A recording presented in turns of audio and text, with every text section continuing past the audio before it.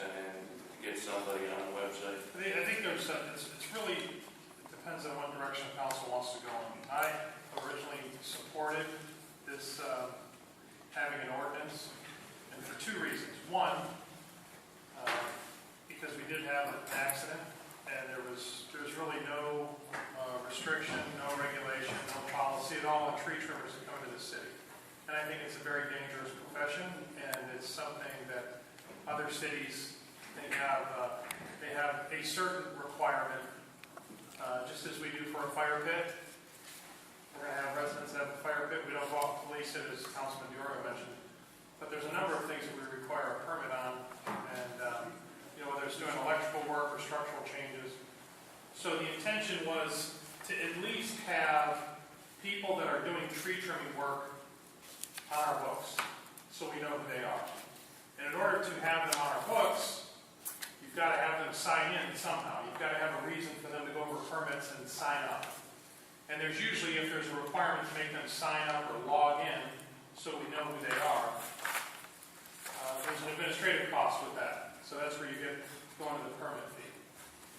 One of the other reasons why, and we really didn't get into this at all in previous discussions, but we'll bring it up now, is that when you do have a tornado or a disaster, and that's where you have people coming from outside of the county and outside of the state.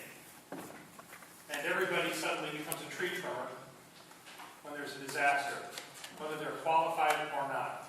And so the last tornado we had, there was a point where we were just going to, what is it that you were going to do, require? I was just going to require them to sign up for this so we knew who was out there. Right, so if you were going to do any tree trimming work, then they had to sign up or do no work. So there's a twofold purpose of this. Number one, that we know when people are trimming trees that at least there's a certain level of expertise that they have in their business because they're required to have some sort of insurance. That was one. Although we don't want to hurt the small business.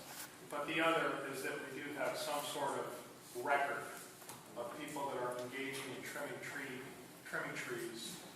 And can that be accomplished through another means? We're certainly open to it. But next time we have a disaster, we would like to have an element of control as far as who's working in the city and who's qualified to do that work. What is our requirements on our peddler law? When you want to solicit the city, you have to go to permits and obtain a permit from both the police department. Is it given to the police department? No, sir, just the permit department. The police are notified and keep a list. But is there a charge for that?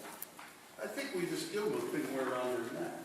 We charge them? No, there's a charge for soliciting. There's certain groups that have free, and then it depends on what you're doing. Well, there's another one that I get solicited all the time. First question I ask, where's your permit? We don't have one. Yeah, they're not calling in and going to do that. I'm telling you, it's going to be the same result here. And I great respect in there. I just disagree a little bit on the part about the electrical or plumbing.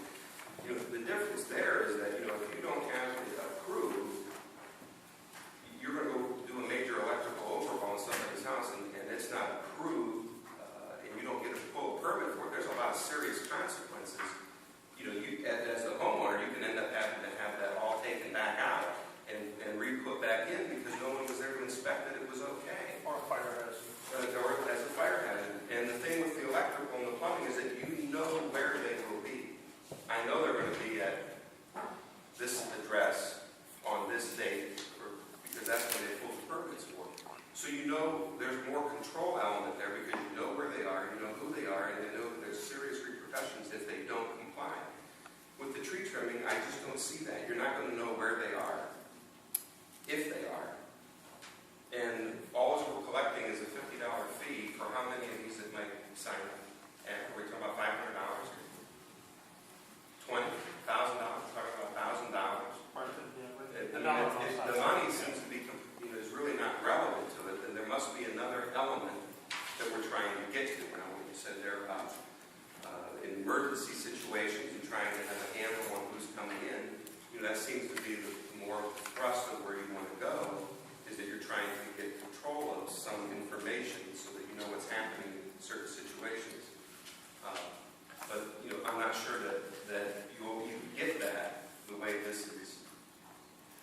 currently set up. I don't know how you reach those people, Mayor. Right, and that's why we're bringing it up. I mean, that's something that we're bringing up because I think it's important to have this discussion. Number one, so that council's aware. I mean, we're not out here at all to make it difficult for small businesses, but let's face it, when you have tree trimming, it's a dangerous profession. It's dangerous to the people that are cutting the trees, it's dangerous to the residents who are having the tree cut, and it's dangerous to the neighbors in that area. And so if somebody knows what they're doing, then everybody's safe. If somebody's learning on the job, it can be a real bad situation. So, you know, But there's nothing in this legislation that says they know what they're doing. All it says is they have insurance. right. Well, I think There's it's nothing in this legislation that says that the tree trimmer that you give a license to knows what No, they're but doing. I think what it demonstrates is there's a level of commitment that somebody has. I think that it does. You know, and that's okay, we can debate this all we want, but I guess the point is that what we're trying to do is trying to get our arms around an issue that we don't have our arms around it at all. And if we do have, the unfortunate event that we do have an emergency situation, which hopefully doesn't happen, but if it does, you know, then it becomes a concern. And I know that all of you council members that were serving when we did have that tornado going through, it becomes a very chaotic situation.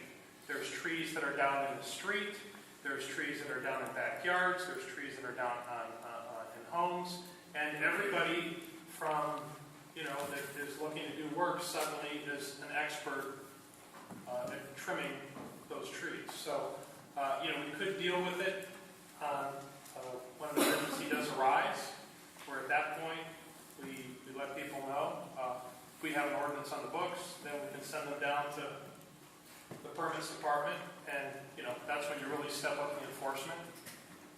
You know, so again, I don't think there's a perfect answer for this, but I think that just having the discussion and letting council know that it is a challenge, and we brought it up particularly when that gentleman was killed. What's the right answer? I don't know, but I think that we've got to start, you know, thinking about this issue.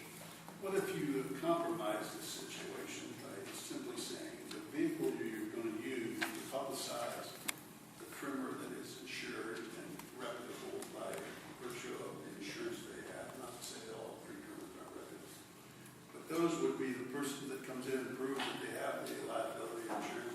You would, on a test basis, put them on the website and on the water bill and forego the licensing for the first go round. See what happens with that, and see if that begins to, as you tweak it, you move along with it, and possibly may want to change it a little bit.